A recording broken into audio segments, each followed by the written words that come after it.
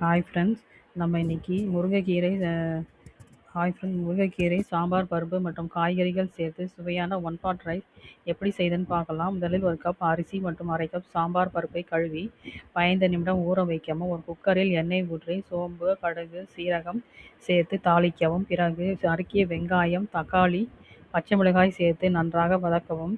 அடுத்து நறுக்கிய carrot, beans, பட்டாணி போன்ற காய்கறிகள் சேர்த்து வதக்கவும். பின் ஒரு கப் சுத்தம் செய்த முருங்கைக்கீரையை சேர்த்து நன்றாக கிளறவும். அதில் மஞ்சள் தூள், மிளகாய் தூள், சிறிது சாம்பார் தூள் மற்றும் உப்பு சேர்க்கவும். இப்போது ஊற வைத்த அரிசியும் பருப்பையும் சேர்த்து 4 கப் தண்ணீர் ஊற்றவும். குக்கரை மூடி 4 விசில் வரும் வரை வேக விடுங்கள். ஆவி அடங்கியதும் திறந்து நெய் சிறிது சேர்த்து கிளறினால் சுவையான ஒன் பாட் ரைஸ் தயார். இந்த உணவு மிகவும் ஆரோக்கியமானது. முருங்கைக்கீரை இரும்பு சத்து, கால்சியம் தருகிறது. சாம்பார் பருப்பு புரதச்சத்து இருக்கிறது.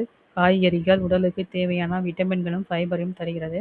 குழந்தைகளுக்கு மதிய நேரத்தில் லஞ்சாக செய்து கொடுக்கலாம். அனைவருக்கும் சத்தான உணவு இது. பயன்படுத்தி பலன் பெறுவோம். தேங்க்யூ.